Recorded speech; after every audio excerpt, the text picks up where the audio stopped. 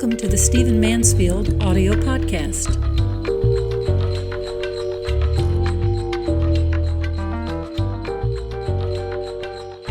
I'd like to talk about Christianity as an alternative to political liberalism and political conservatism. Now, I know that's going to make some people nervous right off the bat, and maybe that's what this podcast is all about, to make everybody a little bit uncomfortable and nervous to prompt new thinking. But there's a tendency, particularly in the conservative church, especially in the evangelical church, to believe that conservatives and Fox News, for example, represent biblical values, traditional Christianity, and that liberalism is somehow afield from biblical Christianity.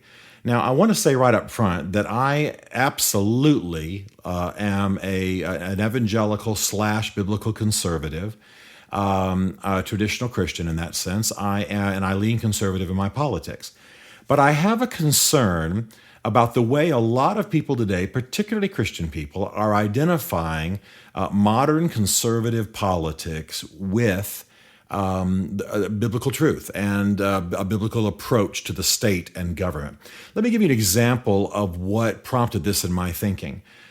We have a newspaper in Nashville, Tennessee, called The Contributor. It's basically what some would call a homeless person's paper. It's a paper largely written by and distributed by homeless people. Now, it's doing amazing work. I have blogged on this in the past. They produce the newspaper. It's written by, as I say, homeless people and others.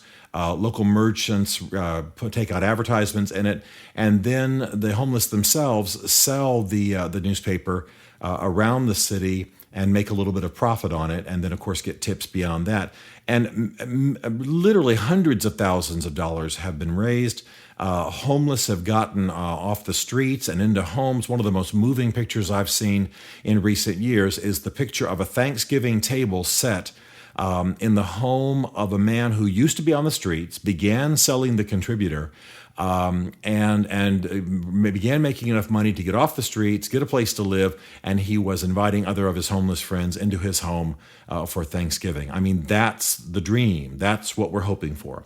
Well, I've helped this paper in some small ways, and recently I appeared in a large picture, embarrassingly large picture on the back cover. It's not because I'm any great shakes. They were just having local Nashville people show up on the back cover with little quotes about why they read the paper. I think for me it was about, understanding more about my homeless friends and enjoying a good read or something like that.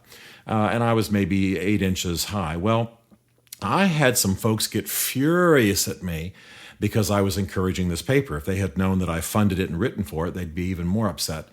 And I began to wonder why. The people who were confronting me were conservatives and they were Christians. And here I was encouraging a newspaper for the poor. I mean, there's nothing immoral in this paper at all. It's almost all about uplift, and there are movie reviews and so on. I mean, I wouldn't endorse something that was, pornographic or terrible in some way.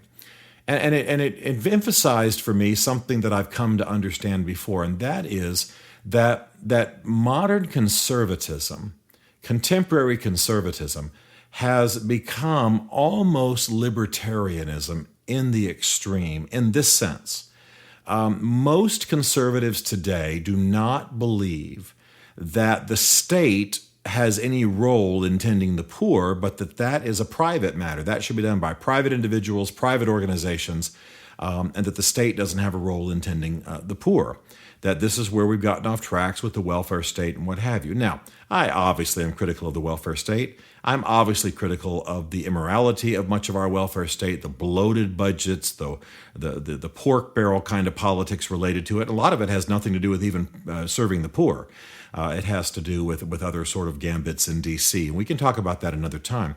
But what concerns me is the idea that emerges, number one, in modern conservatism, that somehow government is evil, the state is evil. It's bad. It's an evil to be avoided. Literally, I've heard conservative politicians say of late that government is the evil we need to battle in our times. Number two, that the government should have nothing to do with tending the poor. And then with that, a third attitude comes that is sort of down on the poor, as though the poor are only poor for reasons of immorality, reasons of laziness. Now, none of this finds its root in Scripture. And I realize that some of my listeners are not Christians, or not people who embrace Scripture as being true. It's fine. These are still important issues for our times. We speak about every kind of religion and all kinds of trends in our society, and one of them is the way that modern conservatism is understood to grow out of a biblical worldview or biblical truth. The fact is that the New Testament, the Bible, definitely teaches that God ordains governments. I mean, you can't read Romans 13 and not conclude that. It makes it very clear. So the idea, the perspective that government is evil is unbiblical in the extreme, and really sort of borders on rebellion in a sense. The Bible makes it very clear that God ordains governments, gives governments authority. Even evil governments, according to Scripture, are to be understood as somehow functioning within God's providence.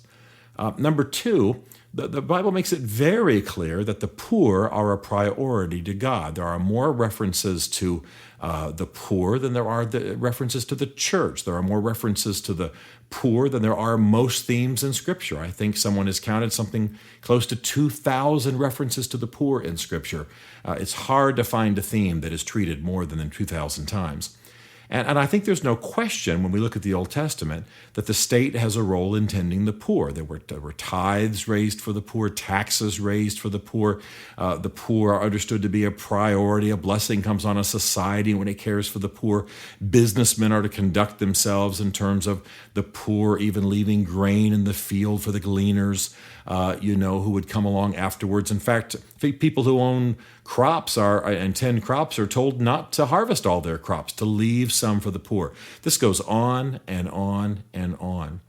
And so out of that, of course, comes this attitude towards the poor that they are only poor for reasons of immorality, which also doesn't have sanction in Scripture. The Bible paints pictures of people being poor because of oppression, people being poor because of just simple misfortune. Sure, they can be poor because of the judgment of God, but unfair economic systems can also make them poor. And so I want to urge a caution for those who embrace Scripture as true, that a secular libertarian free market conservatism is not necessarily the same thing as a biblical view of economics, a biblical view of the state, and a biblical view of the poor.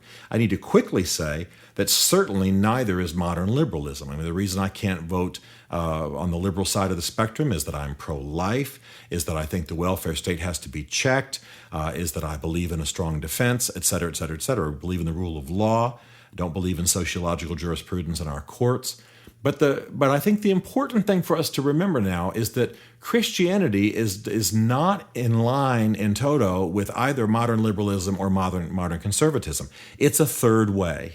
It's a third way.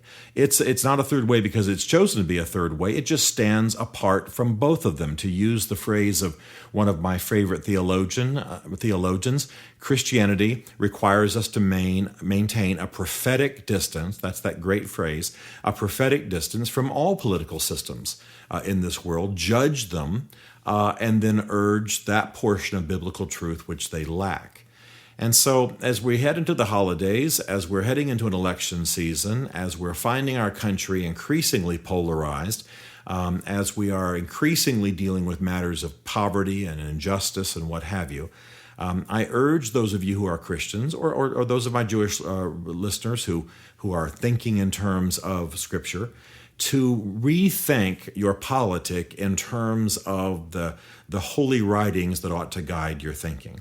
And then take those politics, that faith-inspired politics, into the public square. Conservatives who are Christians, don't be hesitant to confront conservatives who may have moved more libertarian and Adam Smith than they are perhaps Jesus Christ and Moses.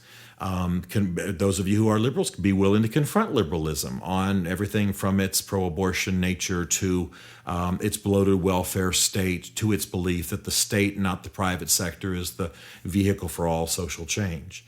I think that it's time for those who think in terms of Scripture to have the courage to stand apart from both political systems. Neither the Republican Party nor the Democrat Party are the party of God. And the people of God, those who identify themselves with the God of Scripture, those who claim a Judeo-Christian truth, need to have the courage to speak with prophetic distance, as the theologians say, to both systems. I think we'll have a better country. I think we'll have a more respected church. I think we'll have less poverty. I think we may have a more righteous state. And certainly we'll be giving a witness in a dark and troubled time.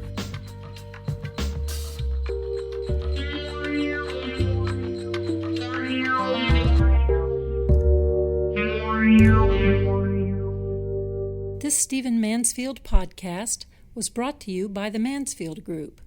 Find us at mansfieldgroup.com.